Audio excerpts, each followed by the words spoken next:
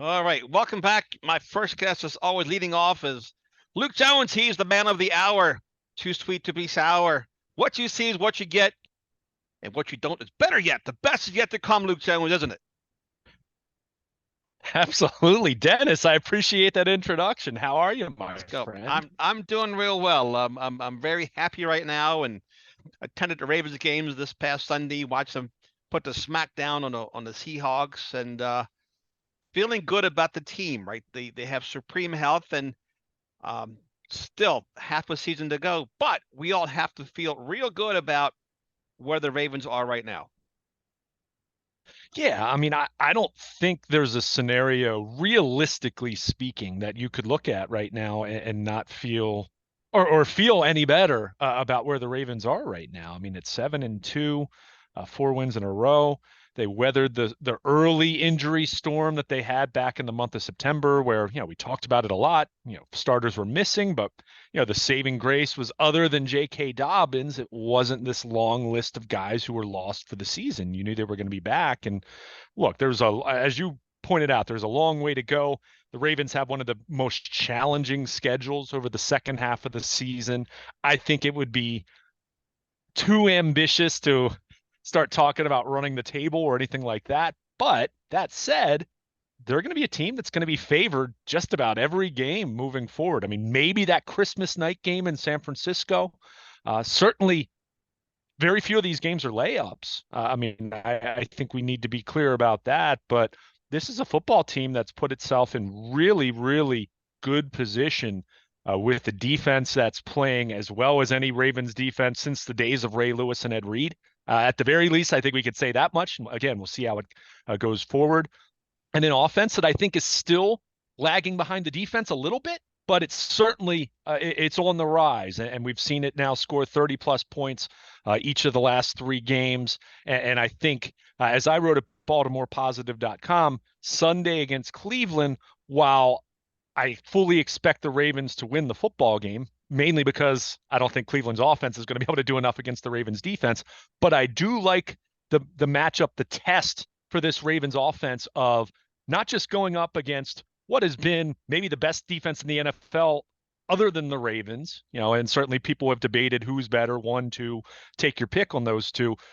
But I think it also gives them a nice test in the sense of this will now be the second time around facing an opponent for a Todd Monken and even Lamar Jackson. I mean, I think we forget, or we try to forget in the case of many Ravens fans, this will be the first time Lamar Jackson has started, and you hope, knock on wood, all those different things, finished a return game against an AFC North opponent since the end of 2020.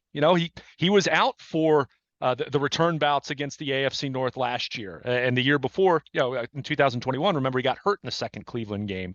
Why I bring that up is I think it's no secret that this offense the last couple of years under Greg Roman had kind of been going in the wrong direction each of those 2 years, even before Lamar got hurt. And that's part of the reason why Greg Roman's no longer the offensive coordinator here in Baltimore. So that's not to predict that that's going to happen again, but I do think it is I think this will be a nice test, a good litmus test, maybe a good indication of just how dangerous this offense can be over the second half of the season, knowing that it is a tough, a tough run of opponents, and also knowing that these AFC North teams, yeah, they know you much better than Detroit or Seattle or Arizona. Those NFC teams that just they don't see Lamar Jackson a whole lot. And that's not a knock on Lamar. It's that he's so uniquely talented in the same way that you're a baseball player going up that against that supremely talented starting pitcher in the National League that you might only see once every few years. You're just not as familiar. You're not used to going up against that guy. So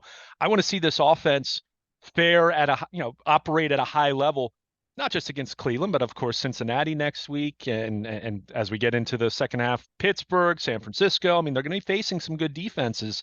So if you can see that offense continue to roll against opponents who have seen them already this year, opponents who have already seen a Todd Monken offense, to me that bodes really well for this team's potential and their upside, continuing to not just finish the second half of the season on a very strong note, but also getting into January and knowing the scrutiny that's there, the amount that teams will game plan and study you and look for tendencies and all those different things.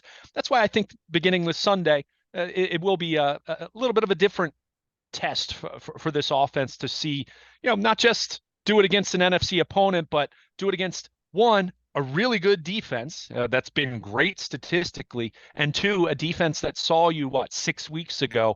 If you can steamroll the Browns and keep this thing going, then boy, it's going to be tough to look at that schedule and see exactly who's going to stop this Ravens team at this point. The most encouraging part for me, Luke, I know that our fan base gets geeked up on the skill position players.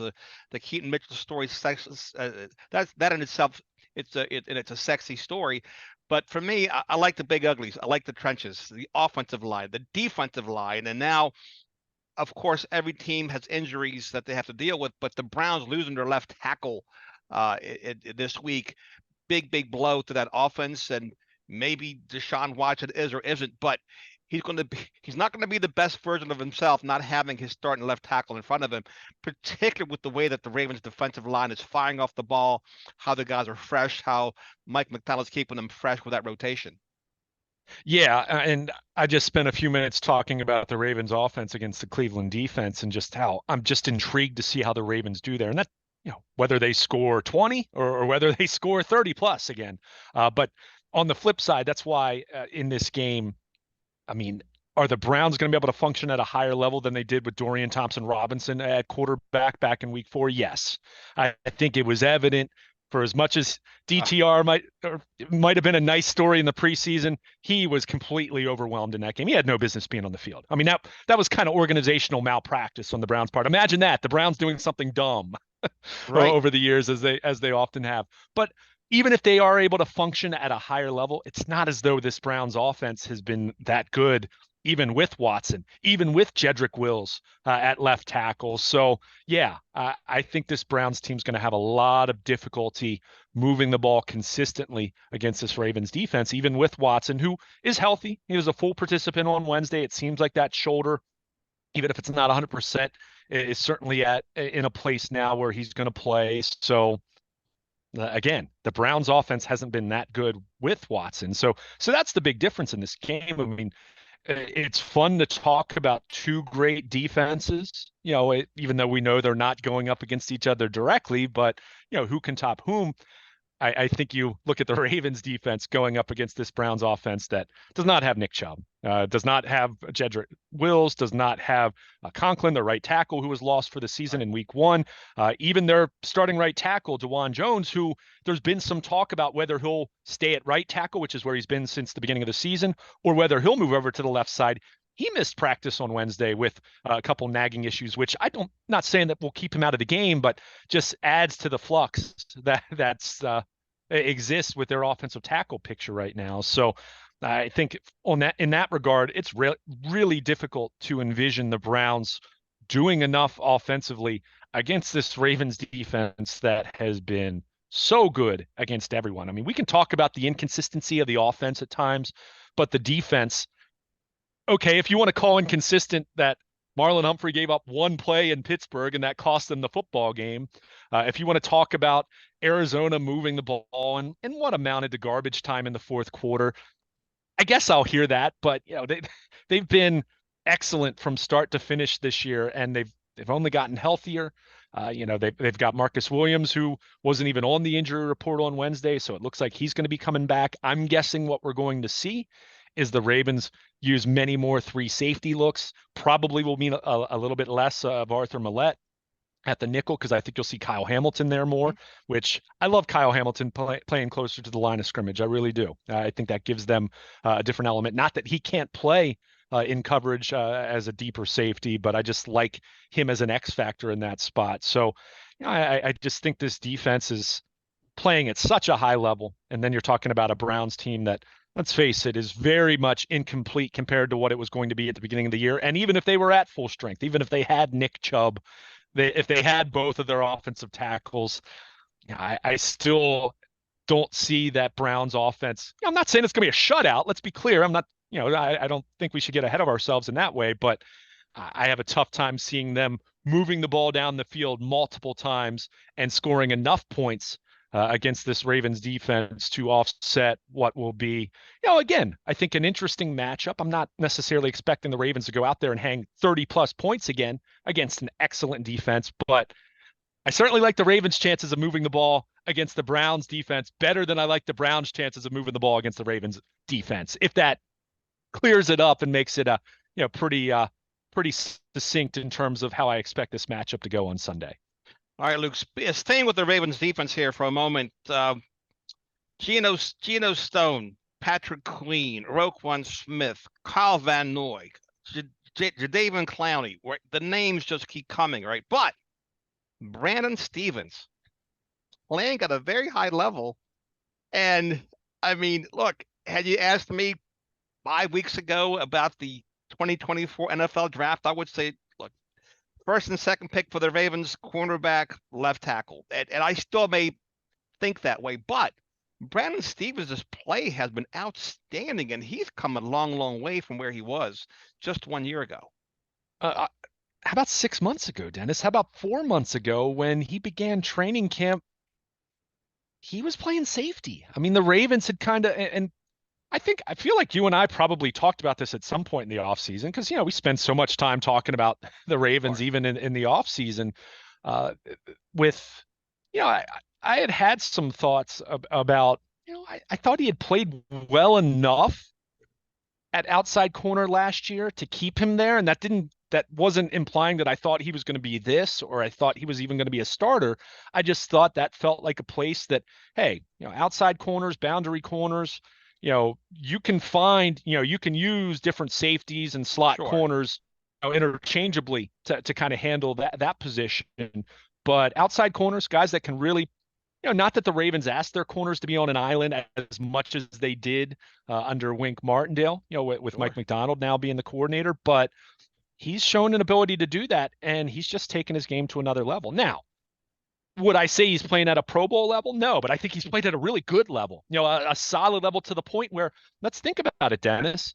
Rock Ya-Sin was signed right after the draft with the assumption that he was going to be the starter opposite Marlon Humphrey. Yep. Ronald Darby was signed back, the third week of August with the assumption that he was going to be a starter at least until Marlon Humphrey came back, right? Neither one of those guys are playing on defense at this point. And that's not to say that they won't at some point in time. And certainly you're one or two injuries away from, that depth not being so assuring anymore, because that's just the nature of how this game works. But you have two guys that were brought in with visions at the time of each of their signings of those guys being starters, those guys playing it extensively. And they're kind of non-factors right now on defense. And that's not even, it's not that they did anything wrong. In the case of Ya-Sin, it didn't help him, obviously, that he missed a lot of training camp with the knee injury, which was part of the, that was the catalyst that put Brandon Stephens back at corner, if I remind you then. So it really has been incredible in that way. When you just look at Stephens, you look at Geno Stone, even though, Geno Stone showed last year in place of Marcus Williams that there was starter potential there at the very least. That's why I was a little surprised that there wasn't more interest in him when the Ravens non-tendered him as a restricted free agent back in March. But you look at those two. You look at Justin Madubuike, who you didn't mention, but I'm sure we can talk more at length in a moment. But you just look at the guys that have taken a step forward this year. It is a credit to the coaching staff. It's a credit to the scouting department that, hey, player development, when you draft a guy, that doesn't mean that he's a finished product. Yeah, you draft someone in the top 10, not counting quarterback, but any other position, you draft them in the top 10 or the first round. Yeah, you expect them to come in and be a starter and be ready to contribute immediately. But in most cases, you're drafting someone with a projection in mind. You're envisioning what that player can become. And we've seen that. So it's a credit to the front office. It's a credit to the coaches. I think you look at what they've done, not just Mike Macdonald, but the entire defensive coaching staff, and where they've had players take a step forward at every part of the defense. Every position group has at least someone that you would say is distinctly better than they were a year ago. So it's a credit to them, and it's a credit to the players. I mean, ultimately they put in the work, right? So it really is. It really is so impressive to see this defense do what it's done because it's been a combination of things, draft picks, high-priced free agents in the sense of Roquan Smith. You acquired him and knew you were going to have to pay him $100 million, and they did. And also those savvy veteran signings that we've seen the Ravens do over and over, whether it's been the second week of training camp or in the case of Kyle Van Noy after the season started. They haven't batted 1,000, but they've batted at a very high average in terms of hitting on those guys, those types of guys in recent years. So it really is such an ensemble effort to put this defense where it is today, which is as good as I mentioned a little bit earlier, as good as any defense that the Ravens have had since the days of Ray Lewis and Ed Reed and Terrell Suggs and Haloti Ngata leading the way. I mean, that's how great this defense is playing. And, I joked about it at BaltimorePositive.com. In recent years, we've grown so accustomed to just saying, well, it's a good defense for today's NFL, knowing what the standard of today's NFL is compared to what it was 25 years ago or 40 years ago. But it's just been really that good, period. We even taken into account the era, they've just been that excellent. And again, guys like Brandon Stevens and Geno Stone they've made what injuries the Ravens did have earlier in the season, they've kind of made them a non-factor, which is really a credit to the depth that you have and the work that you've put in as an organization to put yourself in that position. I'm glad you mentioned Justin Madubuike, Luke. I had the pleasure of meeting the young man last year at Jimmy's Famous Seafood. Got a couple pictures with him, and I flashed back to when they drafted him, and the commentary was this was not his body type, his build wasn't typical of what the Ravens like to draft for their defensive line. They like bigger guys, refrigerator type guys, boxy, not twitchy guys like Madubuike. And it's been a pleasure watching him grow. If you were to ask me today, and I don't know if they have the cap space to do so, if it comes down today to them keeping Madubuike, Patrick Queen, Geno Stone, to me, by far, I would invest my money in Madubuike because that pressure up the middle, it's different than edge pressure, right? That pressure up the middle gets to the quarterback right away. They can't slide away from it. And man, oh man, he's been like a mini Aaron Donald so far this season. He's been that good, and I'm in full agreement with you. And I don't even think that's really close. I mean, you look at inside linebacker, you're not going to be able to pay Patrick Queen market value when you've already paid Roquan Smith, unless you're going to have a defensive roster or a roster in general that's going to be a little out of whack over time, as Lamar Jackson is making more money because that's just it's cost of doing business with the franchise quarterback. Plus they drafted and same with Geno Stone. Right. Yeah. Yeah. Right. So you got Trenton Simpson, so and you hope he develops, right? You're hoping that he takes a step next year.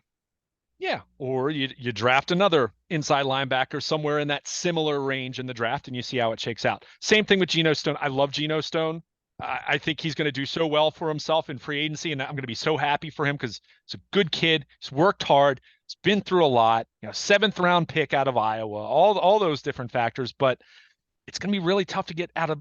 I mean, the Marcus Williams contract, and I know we mentioned it in passing. I mean, even a post June 1st next year. I mean, there'd be so much dead money. It's probably just not going to be plausible. And also, Kyle Hamilton. You're not going to be extending him yet, but I think he's the kind of player you're going to want to extend. So you have to be thinking about that 2-3 years down the road. So Madubuike, to me, it is so unique. And you just said it. The reason why I think you have to do whatever it takes within reason, and that still might not be enough. I mean, considering what happened, because if you're him right now, he'd be crazy not to go to market. I mean, you'd be crazy. I mean, you're talking about. Yeah, you just said it. I mean, a poor man's Aaron Donald, and no one should really, we emphasize the poor man there because Aaron Donald's an absolute generational Hall of Fame talent, but 7.5 sacks in 9 games. And I think what's so different and unique about him, I started to think about this the other day. Who have been the defensive tackles, the interior defensive linemen, whether you want to talk about, certainly nose tackle, defensive tackle, or even a defensive end like a Trevor Price who would move inside a lot. I think Trevor Price might be the last one that you could kind of call back to as far as an interior defensive lineman giving the Ravens this kind of an impact. And even Price at that point in his career when he came to the Ravens was lining up on the edge a lot. So it's just so unique when you have someone that can bring pressure right into the quarterback's face without relying on A gap blitzing to do that, right? When you can just do it where, and we know the Ravens blitz plenty, that's a big part of what they do. And we know so much of the pre-snap deception that they use. But when you have an interior defensive lineman, a defensive tackle that can pressure the quarterback the way that Matabike has been doing, I mean, that is a different factor. That is a different element. We talked about that for years with ways that you tried to slow Tom Brady as much as you possibly could. Didn't mean you stopped him, but one of the best ways to bottle up Brady a little bit better than otherwise being able to do it was interior pressure. Getting him to moving him off his spot. Whether you were bringing him down or just messing with his feet, and that was such a big factor for him. And that still applies today. I mean, we've talked about edge rushers, and there's such a fascinating debate with edge rushers in terms of looking at pressures and quarterback hits compared to sacks. And there's been a lot of debate as far as valuing pressures, but you have some quarterbacks in this league that get rid of the ball so quickly that even if you get off with you get off the edge with an outstanding rush, there is a good chance the ball's still going to come out. And if it happens to be a timing route that's really well designed and well executed, probably still going to be a successful play. But when you're talking about a defensive tackle who can wreak havoc and get to the quarterback, boom, just like that, that is a different, that even upsets the quick game, the quick game timing passes that, Joe Burrow and quarterbacks of, like that tend to use in today's game. So he's just been so good. Again, I can't even begin to say what it might cost to sign him. I mean, it's going to be a lot. Put it this way, it's going to be way, way more than what Broderick Washington signed for back in August. And we knew that at the time, but that's even rings truer and truer every week now. He's just ringing the cash register every time he hits the quarterback at this point. So great for him, great for the Ravens for at least the rest of this year. But it is going to be fascinating to see how this plays out.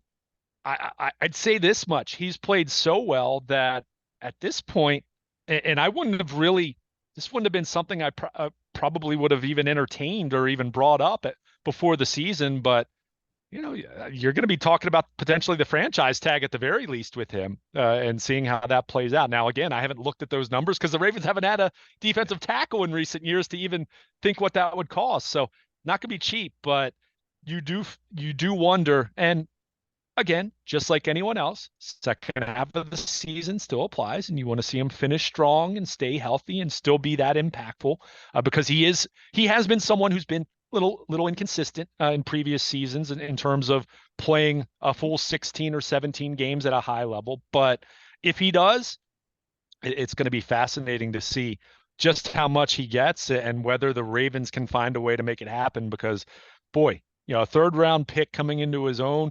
And it is a little scary in that regard. A contract year. We've seen some Ravens players in the past have big contract years, and then they get big money elsewhere, and then they kind of revert to what they had been prior to that big contract year. So you have to consider all of that. But boy, you mentioned it, the body type.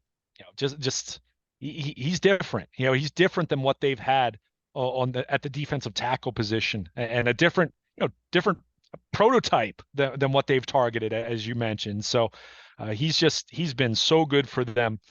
But he'd also be the first to tell you he hasn't done it alone. And again, it's that collective effort that has made this pass rush so good that, unlike Cleveland on Sunday, who has Myles Garrett, who is probably playing the best ball of his career. And that's, watch out, Ronnie Stanley, who hasn't been as consistent as you'd like. But the difference with the Ravens is it comes from so many different players, that pass rushing threat, defensive line, tackles or edge guys, inside linebackers, Kyle Hamilton or Arthur Millette coming from the slot. I mean, it just, that pass rush comes from any which direction you can, kind of imagine on any given snap. And that's what makes things just so nightmarish for quarterbacks. I mean, the way that the Ravens made Geno Smith look this past Sunday, who hasn't been as good as he was last year, but is still a very competent quarterback and a smart quarterback. The way they made him look, the way they made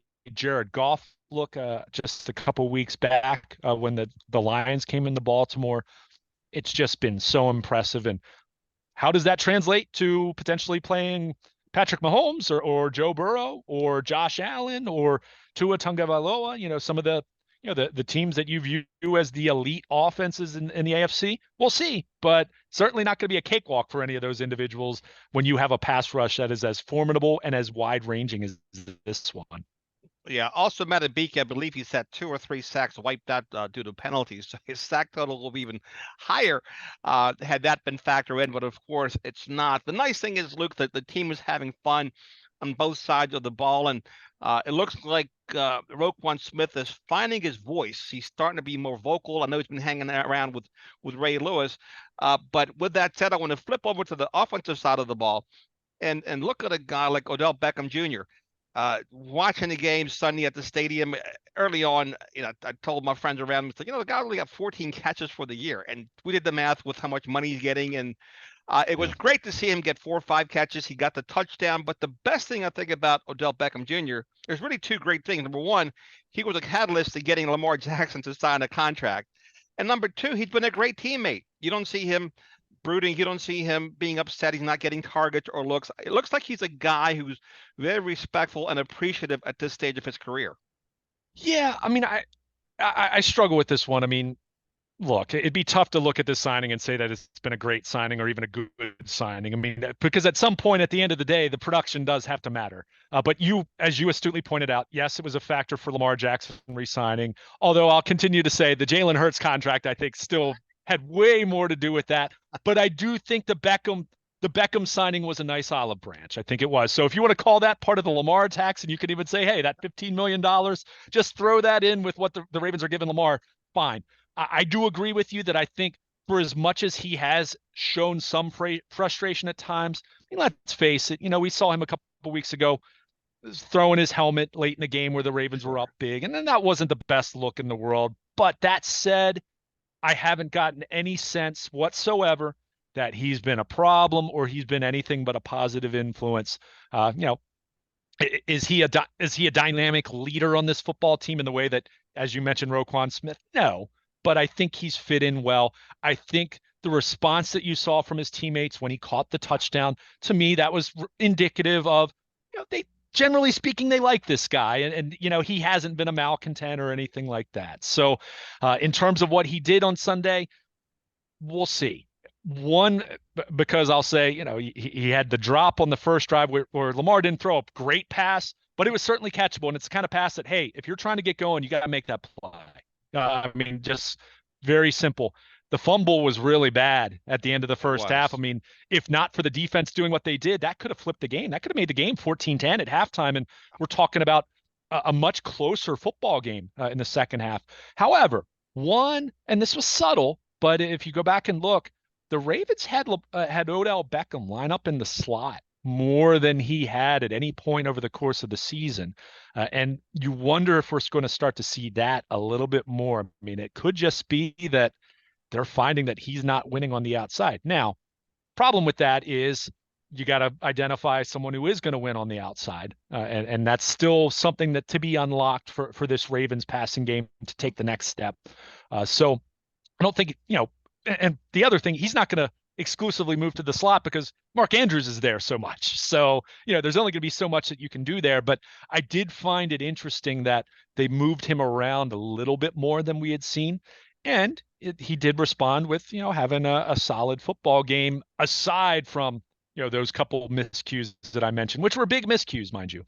So we'll have to see how it's going to play out. I mean, we've talked about this. I still think in the big picture sense for this passing game to take the next step, and it's not a bad passing game by any stretch of the imagination, but for it to take the next step to go from, wherever you'd rank them right now, top half of the league, top, 12, 13, somewhere in that neighborhood, understanding that the volume's not going to be that high because they're going to run the ball. And we've seen that. But for them to take the next step, they certainly need to find a more reliable, more consistent third option behind Mark Andrews.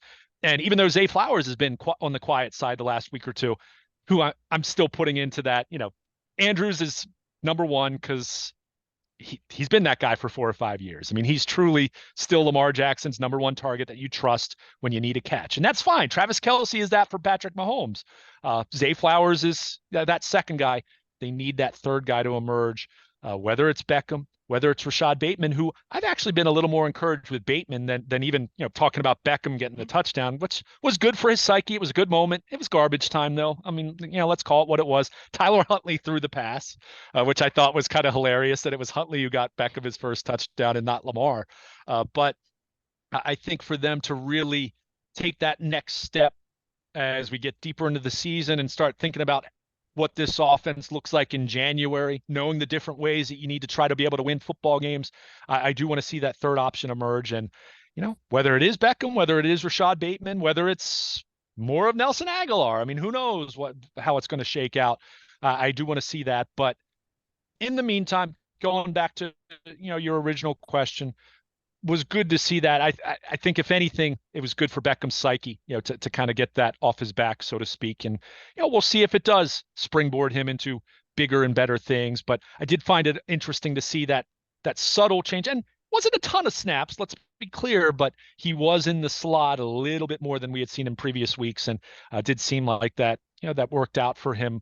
Not that he didn't do anything from outside, but I thought it was interesting to see him line up there a little more frequently. And just in general, the Ravens ran from 11 personnel more, which they hadn't, we talked about that a lot before the season, but that's something they actually hadn't done a whole lot of under Todd Monken.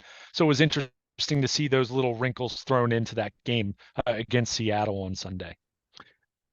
Kansas City Chiefs, Luke, they're down by 5 points, and this is something Nestor and I go back and forth with lately. Chiefs are down by 5 points, minute and 10 seconds left. Get the ball on the 25-yard line. You trust Patrick Mahomes can go down the field and get a touchdown. You mentioned it. This offense, this passing offense in particular, needs to keep developing so that if they find themselves in that situation, right, they're down 18-13, they actually do have a chance to go down the field and get a touchdown, not a field goal, which they'll need to win a ball game.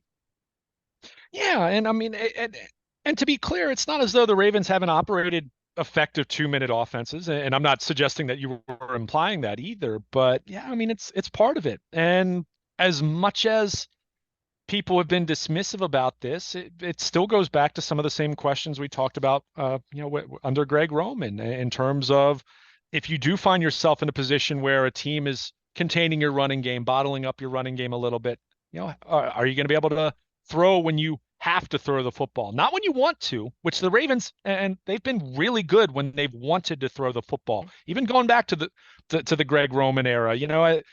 I've heard so many people talk that Lamar's playing the best football of his career this year. Look, I think Lamar's playing at a very high level. Let's be very clear about that. I think we're selling short what they did in 2019 when we say that. Go back and look at the numbers. I mean, guy didn't lead the NFL in touchdown passes by accident. I mean, that didn't happen. That doesn't happen by some miraculous accident or incidentally. But that said, there's always been that question of, can they throw the ball at a high enough proficiency level when they have to, when they have no other choice? Let's throw perfect example. Lamar this past Sunday. Now he's fine, but that Bobby Wagner tackle in the fourth and short run, he tweaked his leg a little bit, whether his ankle or his knee, he was limping a little bit. He was. Patrick Mahomes has dealt, we saw him deal with the ankle last postseason.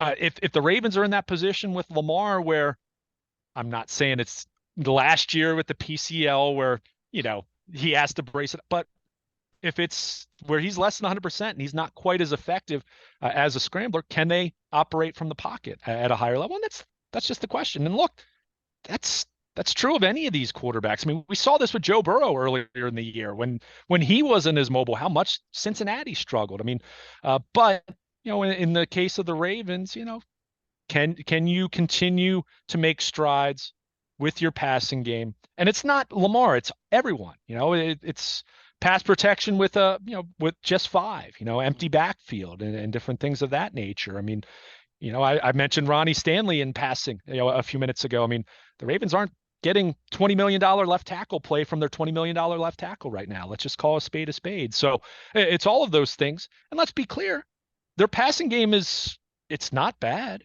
It certainly has done some really, really nice things, especially here recently, but you're still trying to find how you get to that next level. I mean, the defense at this point, I'm not sure you can expect more from the defense. It's just going to be a matter of can you maintain what you're doing right now? I mean, that's how dynamic, how outstanding they've been through the first 9 games of the season. In the case of the offense, we've seen them hit peaks where they've played at a really, really high level, like Detroit a few weeks ago. But then we saw them in Arizona where they were sleepwalking for large stretches of that game. And we've seen it at different times this year where it looks like, okay, here's the breakout, but then the following quarter, not so much. Even I think back to the first meeting with the Browns. Ravens started really slow in that game. DTR threw an interception. Ravens scored a touchdown, but it was really the second quarter was about the only time in that football game where they moved the ball. They had 2 long touchdown drives.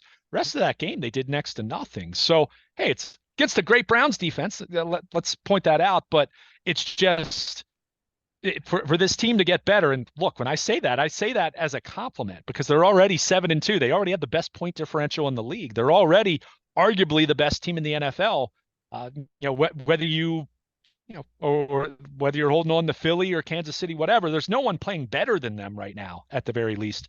But if you're asking for where they can get better, it is still with their passing game and getting more consistent. And probably should definitely say this, they need to be more explosive down the field. I mean, the downfield passing game is something they still untapped it a couple times here and there, but the deep ball is still something that's eluded them. And especially having Zay Flowers and even Rashad Bateman, that's where you'd still like to see them throw a couple more deep balls down the field where if you can score quickly, they didn't have a touchdown outside the red zone until Keaton Mitchell's touchdown run this past Sunday. We'll get to him in a moment, but I think that's kind of the next step, not just beyond just the consistency. It's to be able to hit on a couple more deep balls, because if you can do that and you have to force the safeties to back off even more, I don't know how you're going to stop this offense. If you can start to do a little more of that stuff at a higher level, I think it's going to be so difficult to stop this offense. It already is difficult to stop this offense. So, but if we're talking about that, boy, then you are talking about this team becoming a Super Bowl favorite and having the opportunity to do everything they want to do come January and early February. All right, and see, now you brought him up. You started this number 34, which was my high school and college number at running back. Keaton Mitchell breaks out, and what a great story that it has been for this young man, as well as his family. Oh, no question about it. I mean, the son of Anthony Mitchell, who I will still say it. So many people remember Ray Lewis taking the ball away from Eddie George in that Titans, that win in Nashville over the Titans, which was the true Super Bowl in the 2020 postseason, as we look back at it. But for me, it was the blocked field goal. Keith Washington, I believe it was Keith Washington blocked it. And Anthony Mitchell, who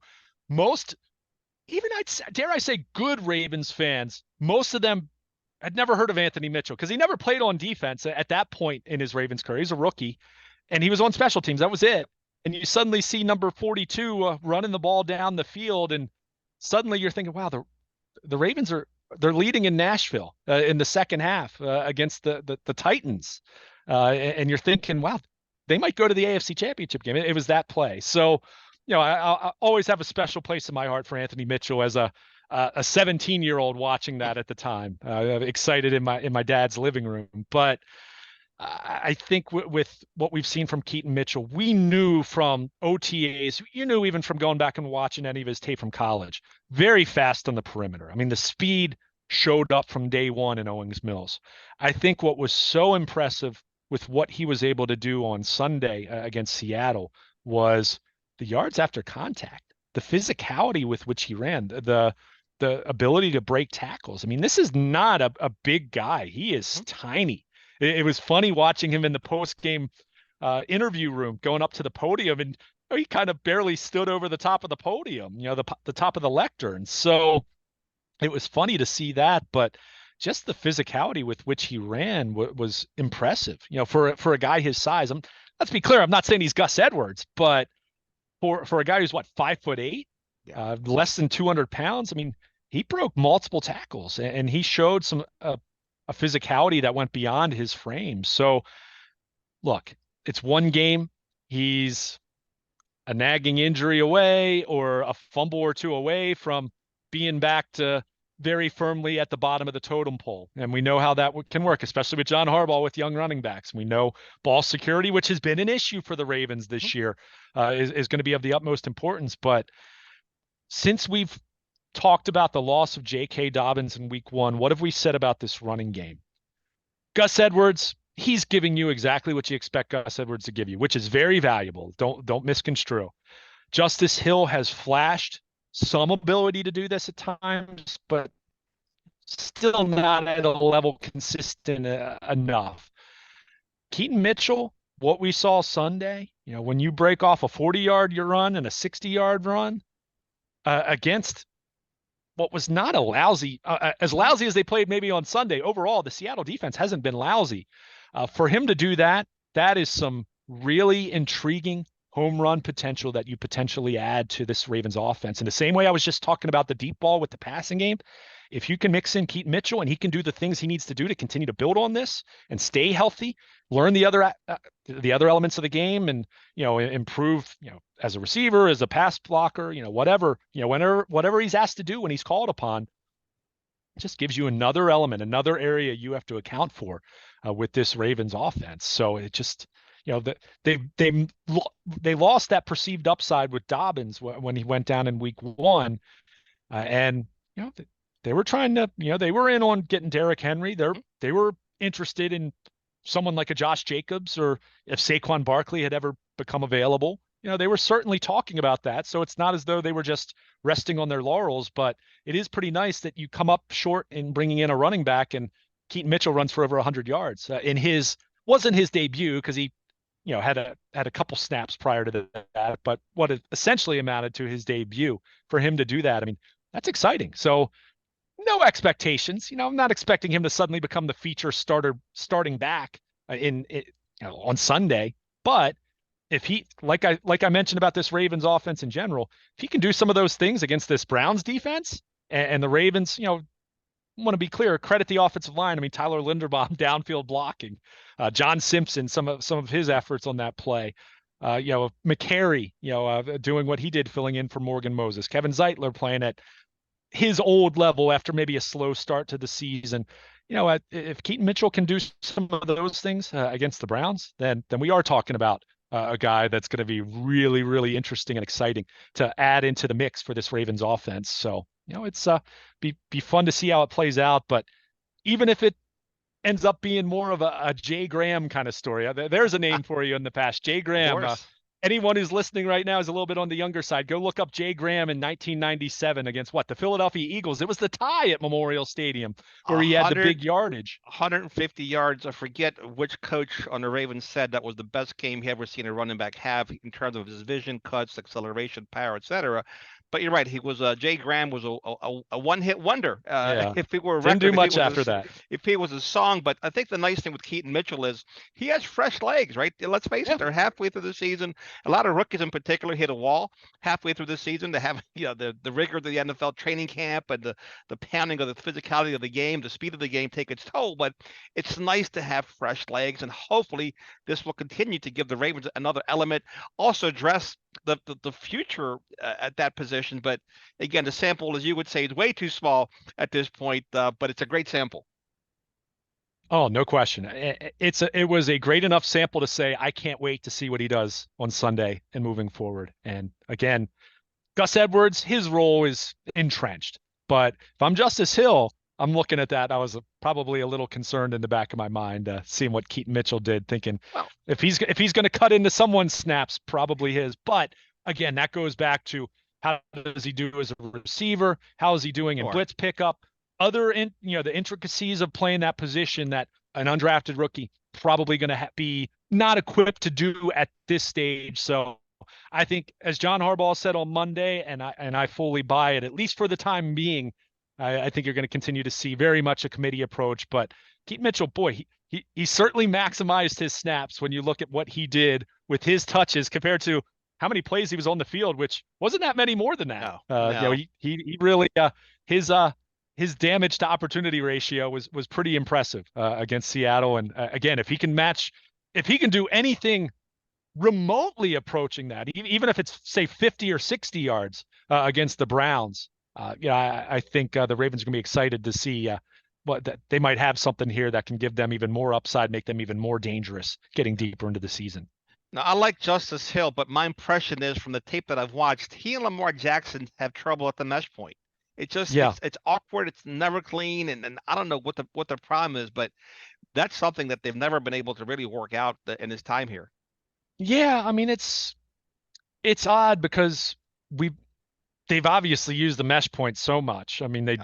they did it so much with Mark Ingram. They don't do it quite as much as they used to. I think that would I don't know that for sure. Just looking at the eyeball test, it feels that way.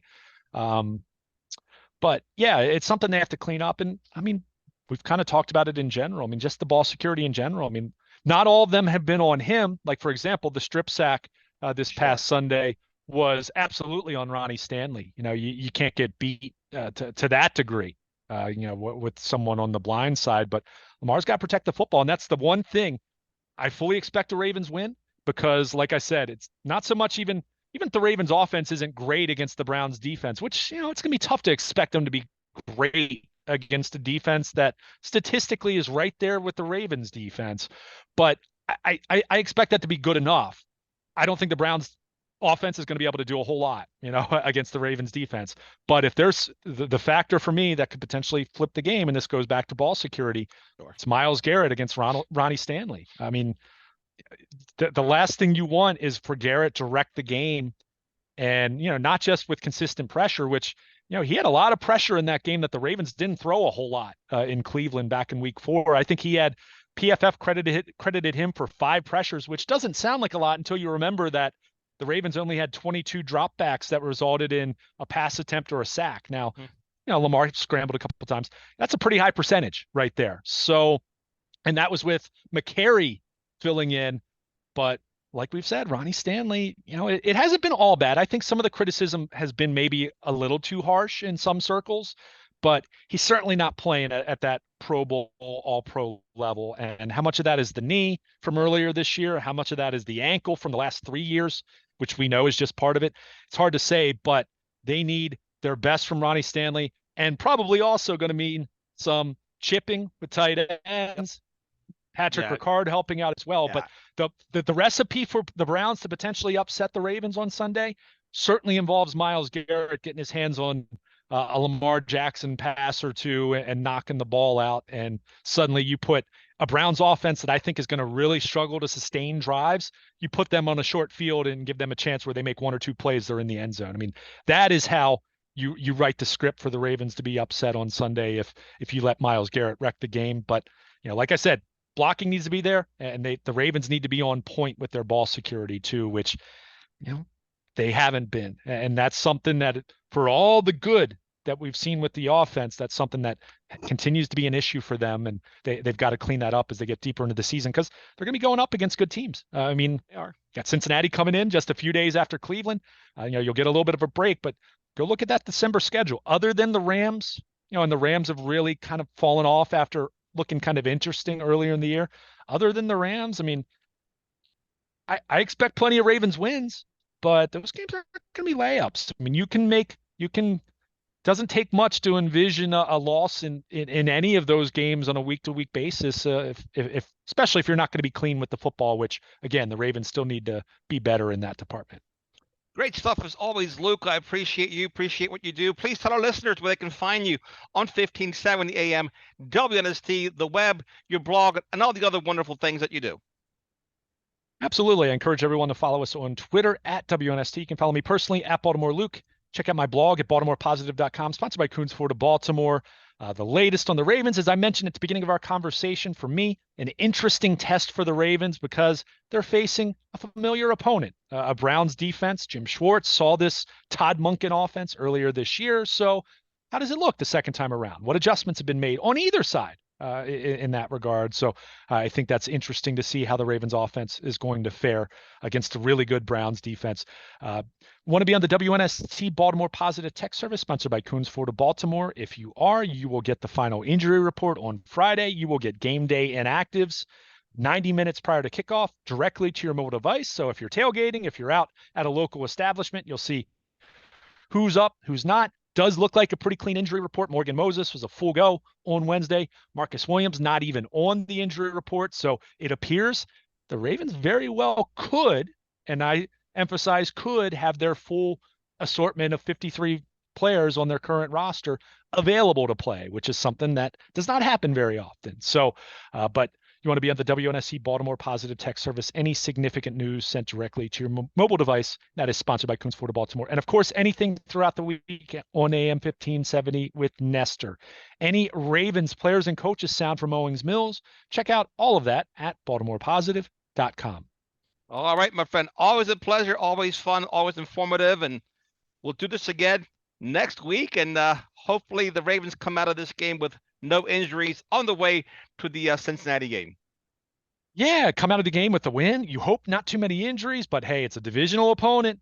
Even if it is the Browns, you don't want to take them for granted. And that's a team that, like I said, really good defense. So we'll see how it plays out. I expect the Ravens win, but got to come out and play clean football, not turn it over, which, that's the first thing you can do to open the door for Cleveland pulling off an upset. But should be a good one. And hey, we'll have that Cincinnati game to talk about too. Quick turnaround, going to be a big week here in Baltimore for the Ravens, who they get on the other side of this at 9-2. Then people can talk. Fans, not the team, because they take it one week at a time. Fans can start thinking about Super Bowl as much as they want at that point in time if you're 9-2. So enjoy it. Going to be a big week for the Ravens. Look, I made travel arrangements after the game Sunday. I'm all in. I bought it. So There you go. I also bought insurance in the event it doesn't happen. But there you go. I'm being optimistic because you and I have seen Super Bowl teams, and this team just has that look, that feel, that vibe, the energy, the chemistry. As long as they stay healthy, I mean, watching that Miami Kansas City game, Kansas City doesn't have the receivers, Miami does. In its totality, as our friend Brian Billick would say, this team has that look. It really does. It's looking good. I'm still going to give Kansas City their just due because they've done it for 4 or 5 years. Sure. But other than that, and I'll say this much, I'll go back to what I said. No one is playing better football than the Baltimore Ravens right now in the National Football League. So long way to go. That's 8 games to go. So lots of potential pitfalls, lots of challenges. But boy, you have to like where they are right now. There's no doubt about that. So says our very own Luke Jones. With that, we'll take our next break here in 1570 AM Baltimore Positive WNST. We'll be back right after this.